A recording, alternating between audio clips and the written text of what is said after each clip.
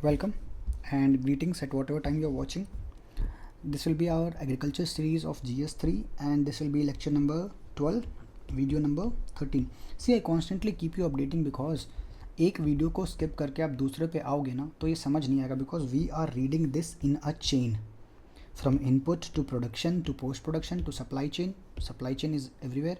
सो अगर आप इसको छोड़ के आओगे ना तो ये प्रोबेबली आपको नहीं समझ में आएगा. ओके, सो इसलिए माई सजेशन इज़ आप एक बार इसको पूरी तरीके से पहले देख लो और तभी यहाँ तक आओ. एक सीरीज़ में देखना वीडियो लेक्चर्स को बिकॉज आपके नोट्स भी फिर वैसे ही बनेंगे वरना फिर नहीं बन पाएगा एंड यू विल से कि सर मेरा स्ट्रक्चर्ड वे में तैयार नहीं है, मैं कैसे पढ़ूँ. Okay, now moving ahead, welcome and remember together we are learning and together we are growing. So अब हम ये देखते हैं कि अब तक हमने कितना पढ़ लिया है. बताइए. Now I want you before I start writing be just judicial to yourself, honest to yourself and say आंख बंद करके कि आपको अभी तक का सारा कुछ पढ़ा हुआ याद आ रहा है या नहीं. और अगर नहीं आ रहा है तो दैट्स अ कंसर्न, आपको ध्यान से पढ़ना है. और नहीं आ रहा है तो यहाँ फोकस करो. हमने इनपुट पढ़ लिया. आई वोंट राइट इसके सारे components, you know by now. इसके बाद से प्रोडक्शन पढ़ लिया. प्रोडक्शन के कंपोनेंट से भी यू आर अवेयर. इसमें हमने क्या पढ़ा? PACS पढ़ा. इसमें हमने कोऑपरेटिव सोसाइटीज़ पढ़े. ठीक है. और कोऑपरेटिव इसमें हम क्या पढ़ेंगे? Crop and cropping pattern as well. Crop and cropping pattern के बाद जब हम पढ़ेंगे इसमें तो इसी में हम अलग अलग टाइप के रेवोल्यूशन भी पढ़ लेंगे. ठीक है. अब आगे बढ़ेंगे तो इस प्रोड्यूस किए हुए को सप्लाई चेन में डाल रहे हैं. ठीक है. और इस सप्लाई चेन से वो कहाँ कहाँ जा सकता है? It can go to APMC, it can go to, देखो अभी मैंने पढ़ाया आपको तो you must be aware about it. APMC में जा सकता है, फूड प्रोसेसिंग इंडस्ट्री में जा सकता है and then it can go to export as well. ठीक है. यही हो गया हमारा पोस्ट प्रोडक्शन, राइट.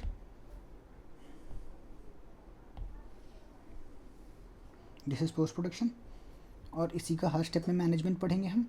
तो अब हमने APMC देख लिया अभी तक. अब APMC देखने से पहले थोड़ा मेरा ये चीज़ मिस हो गया कि मुझे आपको ये पहले पढ़ाना था. तो अब हम देख लेते हैं सप्लाई चेन. तो व्हाट सप्लाई चेन इज़, है ना. इसी के बाद से हमारा चैप्टर आगे बढ़ेगा. So understanding supply chain becomes one second. So understanding supply chain becomes important because supply chain is the one which provides forward and backward linkages with everything. Her process का यहाँ भी एक सप्लाई चेन होगा क्योंकि input से production लाके यहाँ भी एक सप्लाई चेन एग्जिस्ट करता है. So this supply chain is existing everywhere. तो अब हम इसको पहले पढ़ेंगे with a proper definition, proper understanding कि what supply chain in actual is and how it's placed. क्योंकि इस सप्लाई चेन का प्लेसमेंट भी तो जानना जरूरी है ना. See when we say it's a chain तो remember it's a chain. It starts from here, it goes to here. So अगर उसको समझना पड़े हमें क्लियरली तो हम कैसे समझेंगे?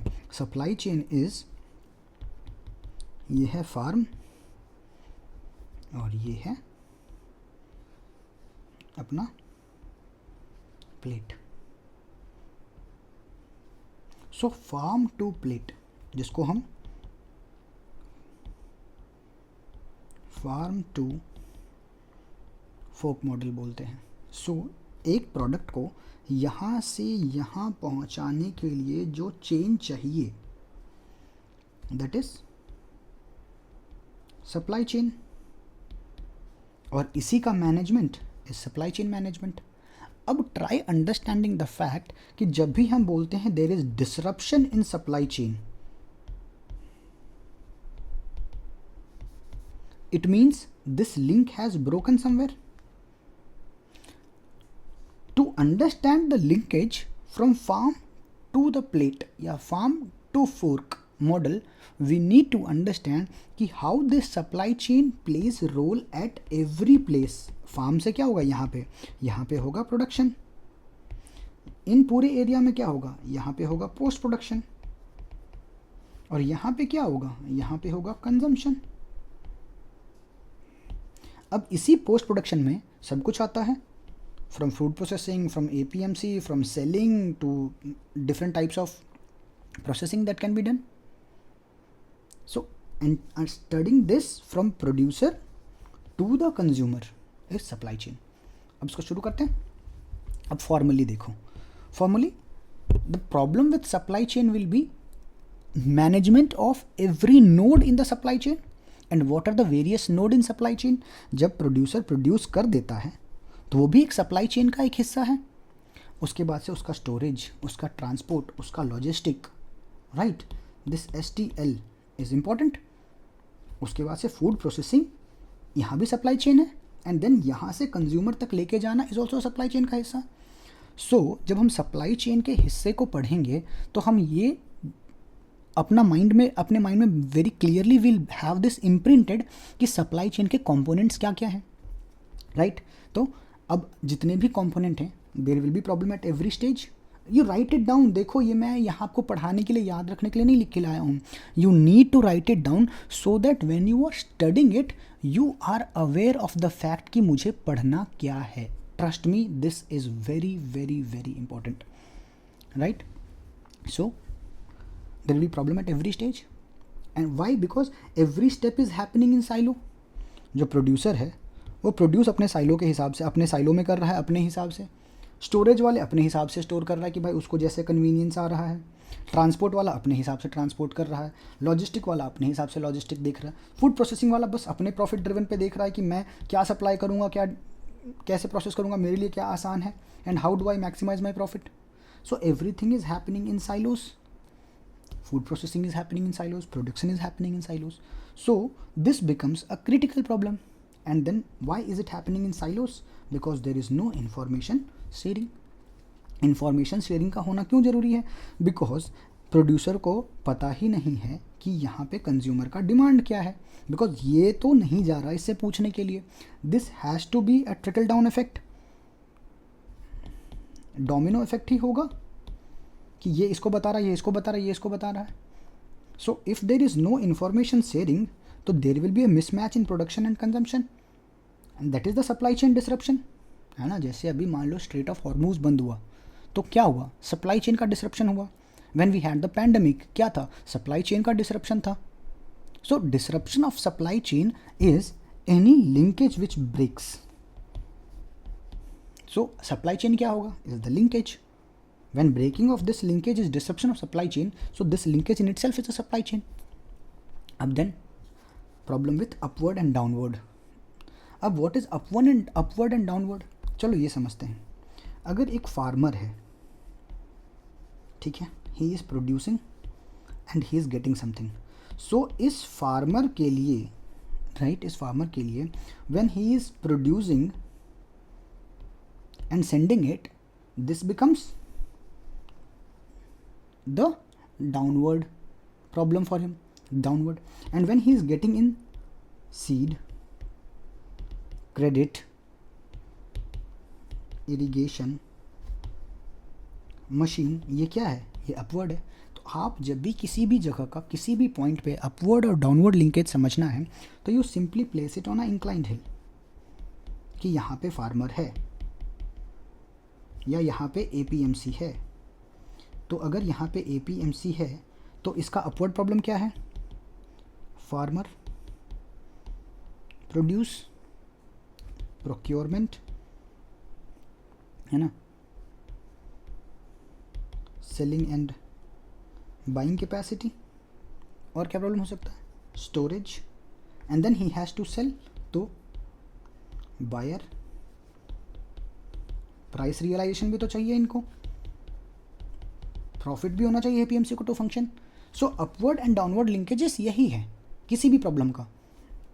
सो जैसे देखो APMC है तो APMC का अपवर्ड क्या है, फार्म है. डाउनवर्ड क्या है, प्रोसेसिंग इंडस्ट्री वाले लेके जाएंगे, मार्केटिंग लेके जाएगी, ये सारे इनके डाउन स्ट्रीम है. अगर प्रोसेसिंग इंडस्ट्री को अगर हम नोड मानते हैं तो इसका अपस्ट्रीम क्या है, APMC. इसका अपस्ट्रीम क्या है, फार्म. इसका डाउन स्ट्रीम क्या है, मार्केट. इसका डाउन स्ट्रीम क्या है, market. So we are understanding कि अपवर्ड एंड डाउनवर्ड कोई एक साइलो में नहीं काम कर रहा है, that is working at every stage. इसके लिए ये अपवर्ड है, इसके लिए ये डाउनवर्ड है.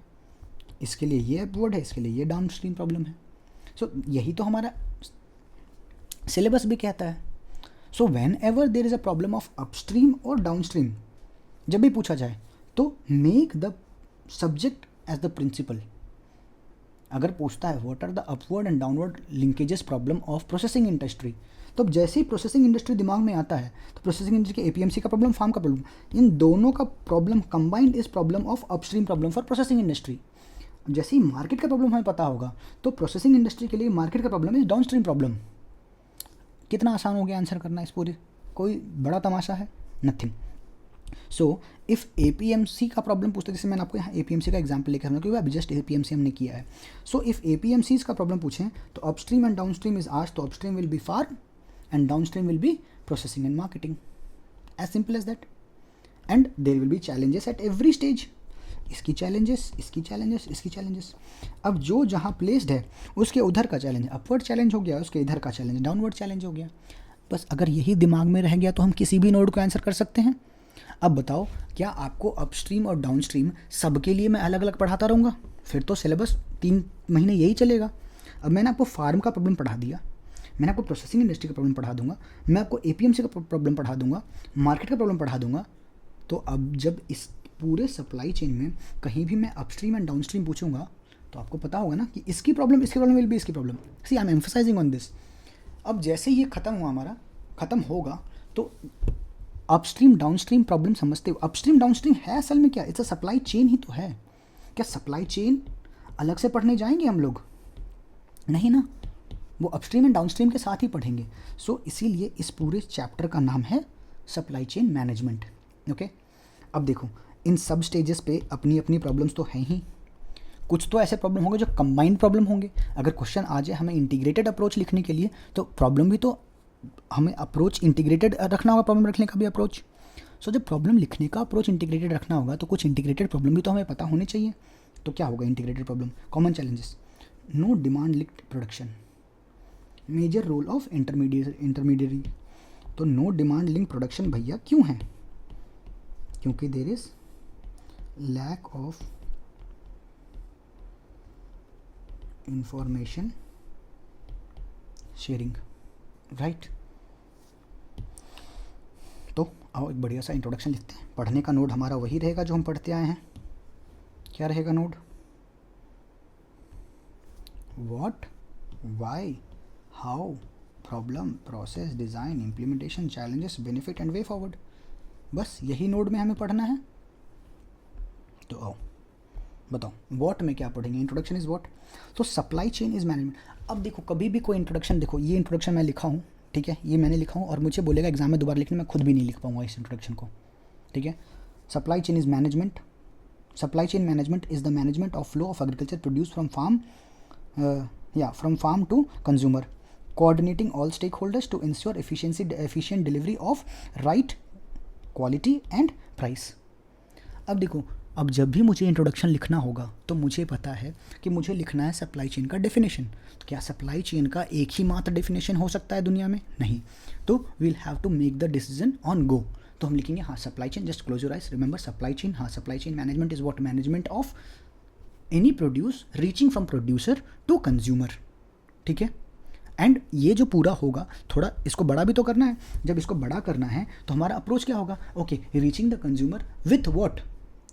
ensuring coordination between all the stakeholders, हाँ ठीक है, होना चाहिए। And then delivery should be what? Right, ठीक है, right of what? Right of quality, right of price. तो इतना ही तो लिखना है, चाहे किसी का भी।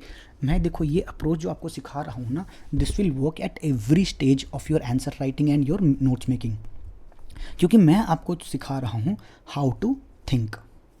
Fine, now coming to problems. अब देखो, सप्लाई चेन की प्रॉब्लम, जब मैंने आपको बताया कि प्रॉब्लम हर स्टेज पे है, सोचेंगे भी उसी तरीके से। तो प्रॉब्लम एट सप्लाई चेन क्या होगा? प्रॉब्लम एट प्रोडक्शन लेवल होगा, प्रॉब्लम एट सप्लाई लेवल होगा, प्रॉब्लम एट प्रोसेसिंग लेवल होगा, प्रॉब्लम एट मार्केट होगा। तो अब बताओ, प्रोडक्शन लेवल पे क्या क्या प्रॉब्लम हो सकती है? कि भाई एक्सटेंशन सर्विस नहीं है। Extension service is what? Information coming from lab to land. Remember पढ़ाया था मैंने एक्सटेंशन, एग्रीकल्चर एक्सटेंशन सर्विस में। So lab to land connect नहीं है, इसको लिख लो यहाँ पे, याद भी रहेगा। लैब टू लैंड जो है ये मिसिंग है। And then there is no demand linked production. Why there is no demand linked production? Because there is no information sharing. Done. अब आ जाओ सप्लाई चेन पे। तो सप्लाई चेन पे क्या प्रॉब्लम हो सकता है सप्लाई में? कि सप्लाई में इन्वेस्टमेंट नहीं है, स्टोरेज, ट्रांसपोर्टेशन एंड लॉजिस्टिक का इशू है। देन देर इज़ वेस्टेज, कि भाई जहाँ स्टोर किया था वहाँ पानी लग गया एंड अनाज सड़ गया। प्रोसेसिंग में क्वालिटी, लो क्वालिटी का प्रोडक्शन हो रहा है, लो प्रोड्यूसिंग स्टैंडर्ड भी लो है, लो वैल्यू चेन इनपुट कर रहे हैं। मतलब अगर फॉर एग्जांपल लो, हम वीट लिए, वीट से आटा बना लिए। अब इस आटा का हम क्या कर सकते थे? इस आटे का ब्रेड बना सकते थे, इस आटे का वेरियस प्रोड्यूस बना सकते थे, बहुत चीज़ें हैं। लेकिन अब अल्टीमेटली क्या कर रहे हैं? हम ढाबे में बस रोटी बना रहे हैं। Just giving an example. So value chain में जो एडिशन था उस रोटी का, वो कितना कम था। चलो अगर हम ये रोटी बनाते हैं और उसको एक अच्छे लैब में रोटी बना के हम इसको पैकेज करके रेडी टू ईट रोटी बना देते हैं, so that you put it in microwave, रोटी आपका तैयार है एंड यू कंज्यूम इट। अब देखो, सिर्फ ढाबे पे जो रोटी बन रहा था और जो माइक्रोवेव में घर में रोटी बना रहे हैं, सो इसका वैल्यू चेन में वैल्यू एडिशन का एफिशिएंसी ज़्यादा है, the value added is more. So processing में भी लिख सकते हैं। अब मार्केट में आ जाओ, तो जैसे मार्केट का प्रॉब्लम है, तो मार्केट प्रॉब्लम में सोचो, APMC was also a market. So APMC का जो प्रॉब्लम होगा वो सारा प्रॉब्लम मार्केट का प्रॉब्लम हो गया। Poor infrastructure, lack of grading, कोई ग्रेडिंग नहीं है, जो आया अपना माल बेच दे रहा है। नो प्राइसिंग ट्रांसपेरेंसी, नेक्सस के थ्रू खरीदारी हो रही है। And then long delay from producer to consumer, यहाँ से यहाँ आने में कितना कुछ है बीच में, that all have to go right. And when there are so many variables, किसी एक का गलत होना इज़ वेरी आसान, और जैसे ही गलत होगा there will be a disruption in supply chain. And ये पूरा का पूरा problem is based on what? Lack of information sharing. So जब हम इसका इशू भी सॉल्व कर रहे होंगे and will be writing way forward और will be writing a approach towards the solution, हमारा क्या होगा? टैकलिंग, इसी को तो टैकल करेंगे। तभी तो हम कह रहे थे कि गवर्नमेंट ने स्कीम लाई है कि दैट एग्रीकल्चर में, सॉरी दलवाई पैनल का रिकमेंडेशन था कि एग्रीकल्चर में the entrepreneurship should be towards data delivery, right. अब आ जाओ, सोल्यूशन क्या होगा इनका? सिंपल है ना, कोऑर्डिनेटेड मैनेजर सप्लाई चेन। और ये मैनेजमेंट कैसे होगा? Currently there is a broken link of supply chain, और इसी को हम मैनेज करा देंगे। और मैनेज कैसे कराएंगे? तो सप्लाई चेन के जितने भी कंपोनेंट हैं उनको एड्रेस करेंगे। What are the component? अब आ जाओ, बताओ कंपोनेंट ऑफ सप्लाई चेन क्या क्या मैनेजमेंट हो सकता है? Procurement and sourcing, right, procurement and sourcing. Then there is a logistical management. Logistical management क्या क्या मैनेजमेंट होगा? ट्रांसपोर्ट का मैनेजमेंट, स्टोरेज का मैनेजमेंट, क्वालिटी चेक का मैनेजमेंट, वेट का मैनेजमेंट। सी देर इतना ही नहीं है कि सर आपने तो 4 ही लिखा है, सर 74 थे। लिखो, तुम 74 लिख लो, द पॉइंट इज तुमको एग्जाम में याद आना चाहिए, ठीक है। Then there is organisational management as well. Organisational management रहता था, कॉन्ट्रैक्टिंग किया जा सकता है, स्ट्रैटेजिक अलायंस एंड पार्टनरशिप बनाया जा सकता है, टेक्नोलॉजिकल एडवांटेज ऑर्गेनाइजेशन में आ सकती है। तो ये सारे कुछ क्या दे रहे हैं हमें? Vertical integration, right. These all are giving us vertical integration from farmer to consumer. अब देखो, सप्लाई चेन मैनेजमेंट सिर्फ फार्मर टू कंज्यूमर में नहीं है। Since we are studying agriculture, हमारा पूरा agenda is towards agriculture, farm and production. अब application of efficiency, sorry application of efficient consumer responsibility system. ये जो कंज्यूमर रिस्पॉन्सिबिलिटी सिस्टम है, अगर हम इसको एड्रेस करते हैं तो हमारा क्या होगा? It will streamline the entire distribution chain, या फिर एंटायर सप्लाई चेन। और क्या करना है? एफिशिएंट कंज्यूमर रिस्पॉन्सिबिलिटी सिस्टम बनाना है हमें, ECR सिस्टम। तो this will be the solution. Solution तो तभी हो सकता है ना जब हर कंपोनेंट को हम एड्रेस कर दें, from transport to storage to quality check, weight check, everything. और जैसे ही इसको एड्रेस करते हैं हमारा वे फॉरवर्ड भी निकल के आता है, राइट। और इनका बेनिफिट क्या होगा? जब हम पूरा सप्लाई चेन के कोऑर्डिनेशन को कर देंगे, जैसे हमने पढ़ा कि हमें ECR चाहिए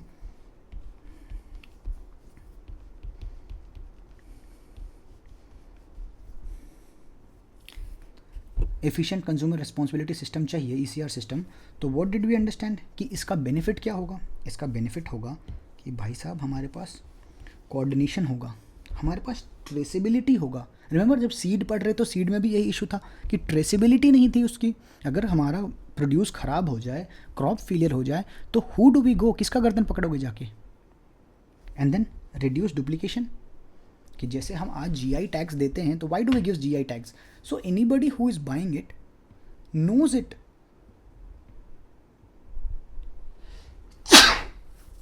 sorry, knows that this have been produced with such and certain standard. हम जब एग मार्क देते हैं,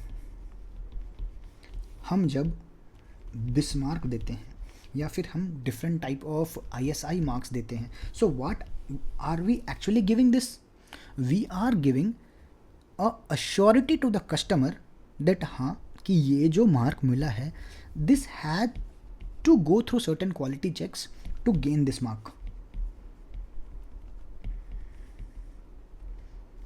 सो अगर हम पूरे सप्लाई चेन का कोऑर्डिनेशन करते हैं तो it will reduce what? Duplication and increase the efficiency and effectiveness. Quality control मिलेगा. फीडबैक मैकेनिज्म, क्यों? फीडबैक मैकेनिज्म का क्विक होना is very important. Why? Because again farm to plate या right it has farm to fork model जो है, इसके efficient function के लिए feedback mechanism is very important. And जब फीडबैक मैकेनिज्म हमारे पास रहेगा तो हमारे पास क्या मिलेगा? Demand oriented production. बिकॉज अंधाधुन कुछ भी उगा देने से और उसकी मार्केट में डिमांड रहे ही ना, तो क्या पॉइंट है? चलो मेरा एग्जाम्पल ले लेते हैं. I am teaching you. Why? Because there is demand by you. अगर मुझे ये आपका डिमांड है और ये मैं हूँ, ये पूरा कनेक्शन ना हो तो मैं क्या पढ़ाऊँगा और आप क्या पढ़ोगे? Right? Now you understand what is management of supply chain. So it's a demand oriented production. ये इंपॉर्टेंट है. एंड देन मार्केट एक्सेसिबिलिटी भी मिलेगा सप्लाई चेन मैनेज सही से मैनेज होने से. Because if I am producing and my produce is going to waste, I cannot reach you because market accessibility ही नहीं थी. So हम जब coordinated supply chain रखेंगे तो मेरे लिए क्या बढ़ेगा? मेरे लिए market accessibility बढ़ेगा as a producer. और इन सब से क्या होगा? There will be an integration of supply chain. This will do what?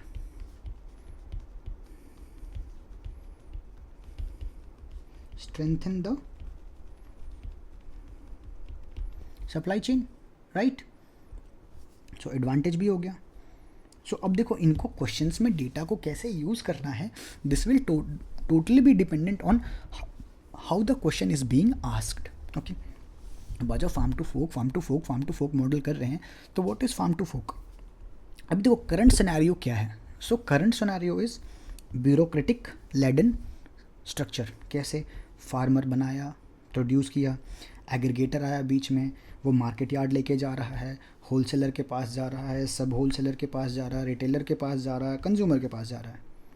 But if imagine if this whole system was uberized. What is uberization? कि आपने फ़ोन उठाया, you demanded,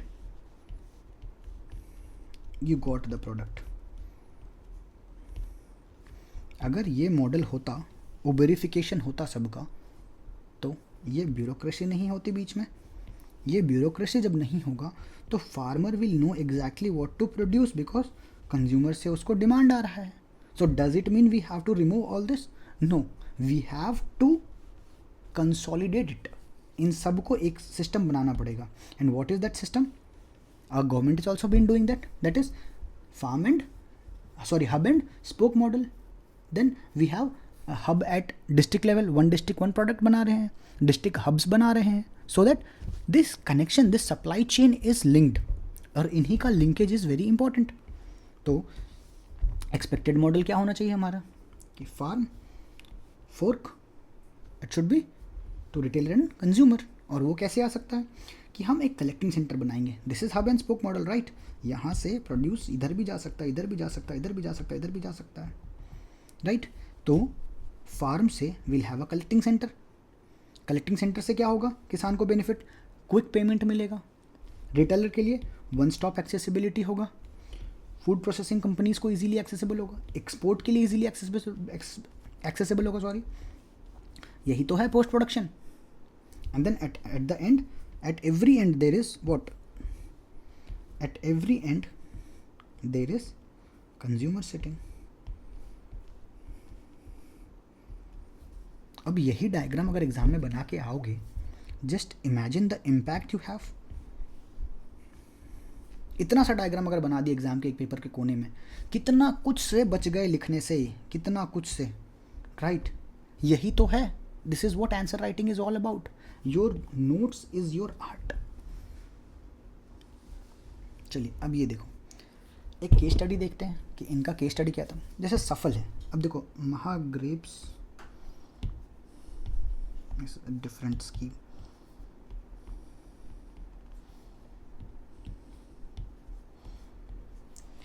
सो सफल एक फार्मर प्रोड्यूस ऑर्गेनाइजेशन टाइप से है, which has been successful by how? By working on terminal market model. So terminal market model क्या करता है? हमें backward and forward linkage provide करता है. How? Let's understand. अब देखो, ये एक टर्मिनल मार्केट है.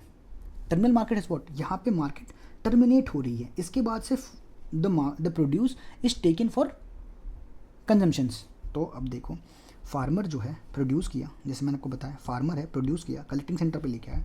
तो फार्मर ने प्रोडक्शन किया, ठीक है, brought it to collection centre. अब जब कलेक्शन सेंटर पे लेके आया, तो कलेक्शन सेंटर पे क्या हो रहा है? यहाँ पे इसकी ऑक्शन हो रही है, जैसे एपीएमसी में होती है.